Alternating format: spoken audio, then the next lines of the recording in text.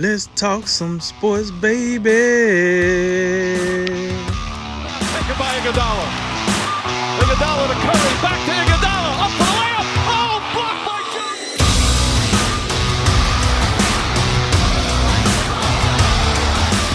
And remember, make tomorrow better than today and make today better than yesterday. And you know what we gonna do. We gonna holler at you until next time, baby. All right, guys, we'll wrap up tonight in college football. There was a surprising report this week, born off of a lawsuit directed at the Big Ten regarding their season postponement. It turns out there was, in fact, a vote to cancel the season, and it shook out 11-3, with Ohio State, Iowa, and Nebraska dissenting on the decision. In the weeks following that vote, amid the continuations by the SEC, ACC, and Big 12, significant pressure has been put on the conference by fans, coaches, players, and even now President Trump to get the decision overturned. So far, the Big Ten hasn't caved, but there have been musings of a possible season start in Thanksgiving. With some games already played over the weekend and more coming this week, it seems like the pressure is only going to grow in the Big Ten and Pac-12 to get a season going. So, Drink, sounds like the winds of change are blowing through the conference. Think they're going to reverse course? Absolutely. Absolutely, baby. You know, I've been saying this from the start. Here's the deal. The Pac-12, as gotta give Jay his credit on here, the Pac-12, once they laid in the grave, they stayed there. Matter of fact, we've been changing the dirt out. But the Big Ten, I done said this. I was very surprised that the Big Ten did this. I'm very surprised that that the Big Ten has not reactivated and came back to the conversation. I'm very surprised. When they decided to cancel the season, that's why everybody was so thrown back. Like, really, the Big Ten? The Big Ten. Yeah, when the Pac-12 did it, well, I guess we got more surfing to do. They opened the malls. Let's enjoy the beach. You know what I'm saying? Let's get some tans. But nobody cared. You know what I'm saying? Like, the Big Ten was a deal. So, me personally, here's for me. I wish I was a fly on the wall because I got to see these meetings because every day is something new. They getting outrageous over there in the Big Ten conference. First, it was only 2 teams. I thought that was a little shaky because I'm like, Nebraska and Iowa was the 2 teams that was in the front of the line saying they want to play. Really? Kirk Ferentz been getting stimulus checks for the last 10 years.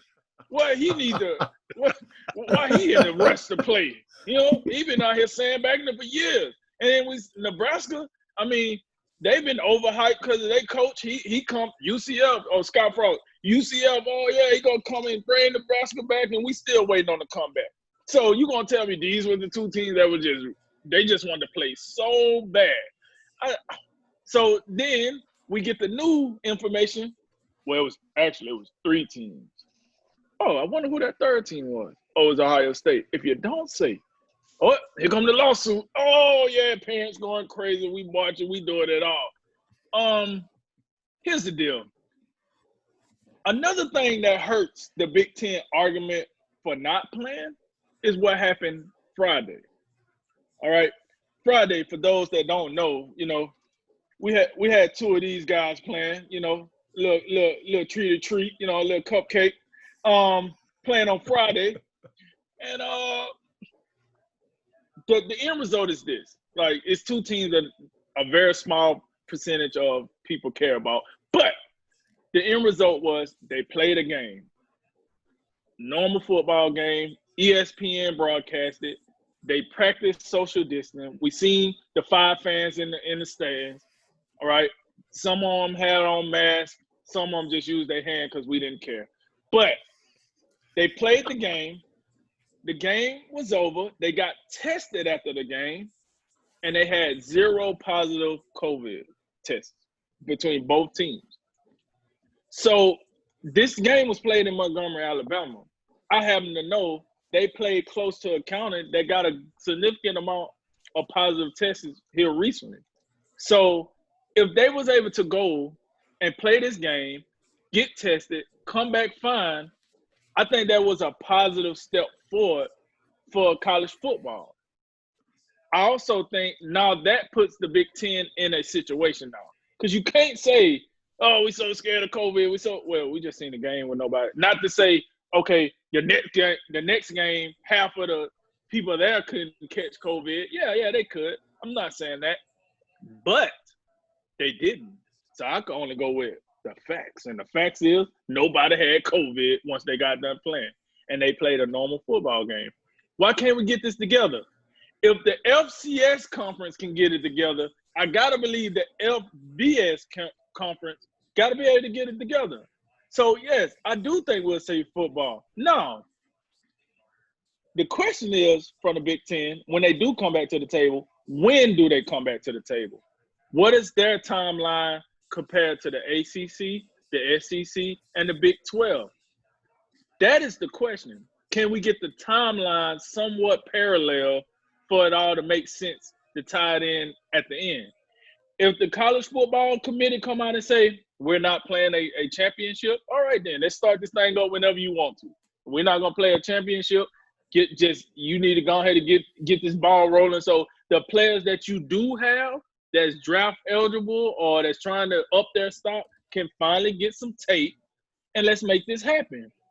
But I thought this was ludicrous from the start that the Big Ten postponed their season, the spring, because I just didn't understand it. And I'm glad they come back to their senses. If the president had something to do with it, hey, by all means, go ahead. He knew he didn't have to call the SEC because he knew what time it was. You know what I'm saying? He had to come bother the SEC and the ACC. So he made that phone call to the Big Ten. I do think they come back. I hope they come back. And look, like I said, those two teams that played Friday has shown us the way. All right? What a way to wrap it up. Fantastic. I have no inclination on whether the Big Ten will reverse course, but I know they should reverse course. I can tell you that much. And I would say, and back to the vote, yeah, we voted. It was 12-2. Now it was 11-3. I mean, do we even believe that? I mean, are we really – like, think about it. Like Michigan, Penn State, Wisconsin, did they really say no? We don't want to play football. And if they did, we know it wasn't the actual football people who said that they didn't want to play. It was these high-ranking administrators, presidents, deans. I don't know what you want to call them. But they, you know what? I suspect what happened was they got their old medical advice.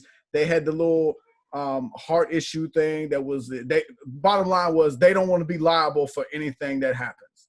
But it's just interesting that when you see the three other conferences that matter, the Big 12, the ACC, and the SEC, you don't think they're all getting medical advice too? Can we get the Big 10 medical advisors with these other three conferences to see if we can kind of hash out the concerns that the Big 10 is having, and have these other professionals who I assume are they're just not yes men for these conferences. They're taking the COVID concerns seriously, but it's all about we talked about this before. It's all about risk. You're not getting the risk down to zero, but based on the demographics that we're talking about, who are actually playing this game, which is dangerous, by the way, already inherently. This is something that can absolutely happen. We do have a sliver of evidence based on the cupcake parade that went through Friday.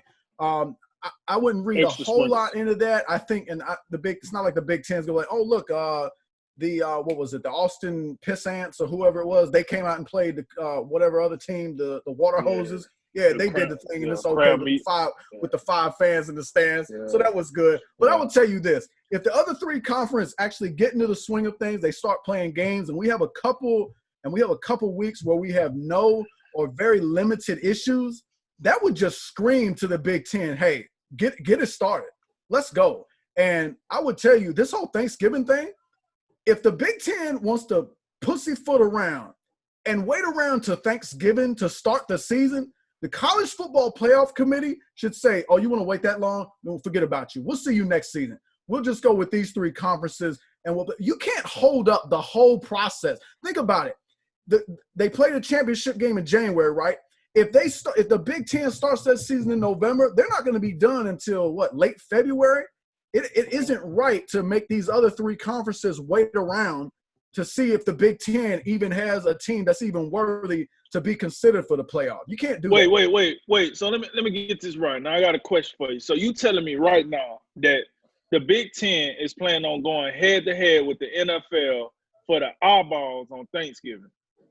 Well, based on what we laid out right now, based on what we think they have right now, they're thinking about Thanksgiving. What I'm saying is that's ridiculous. You can't do that unless they can come. The other conferences in the Big Ten can come to a compromise where they start somewhere on the same page. Maybe they say, okay, we want to start in September or we want to start in November. How about maybe we do October or something? That you have to start around the same time, or else the timeline isn't going to make sense for the college football playoff.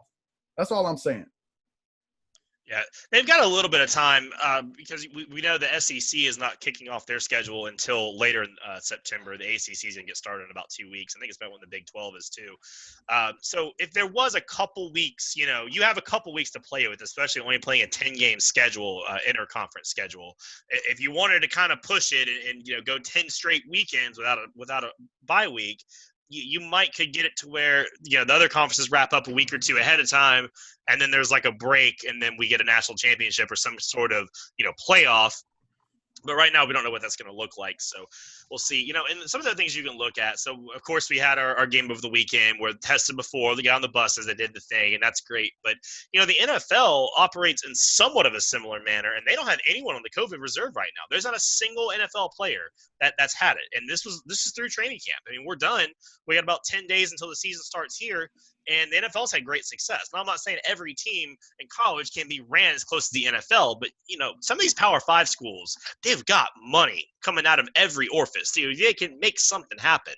And the Big Ten, I think, is really feeling a shock, a pushback because of how early they made this decision. I mean, they made the decision weeks ago.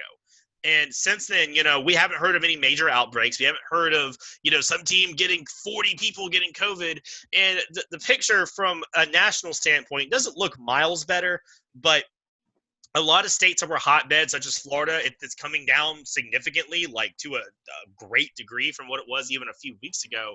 And the CDC just released a rework of the numbers, and 94% of people who had no underlying conditions, the deaths, are wildly stacked in favor of older people, 90% over 55, and 94% had pre-existing conditions on top of COVID. So there's a lot of interpretation there. I'm not trying to say, don't put on the doctor hat and go, well, that means that they only have X percent.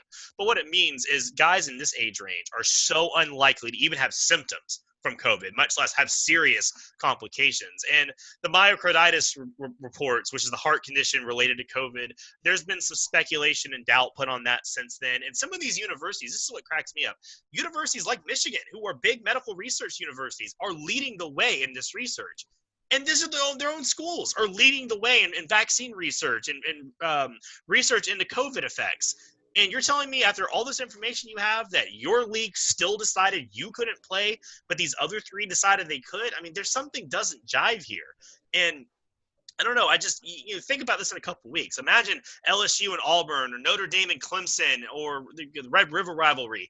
Imagine sitting on your couch in the Big Ten watching these games. The pressure is going to be immense. They're going to play. Pac-12, I don't know. No one seems to care, so whatever. But the Big Ten is going to have an immense pressure to get started. And the question really becomes, how fast can they get restarted? Well, we know these guys are still on campus. They haven't all been sent home. So, they're still floating around. I mean, can you get this started at the end of September?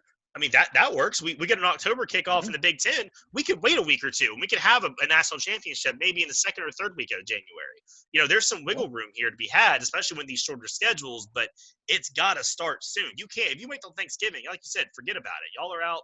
We're having a 3 conference playoff and whatever, and y'all can play an empty Rose Bowl with the Pac-12 in the dead of winter in February. Have fun, I guess. I guess that's what we're going to have to do, because that's all you're going to have if you wait that long. So the question I think now is not become, are they going to play? It's how fast can they get back to playing?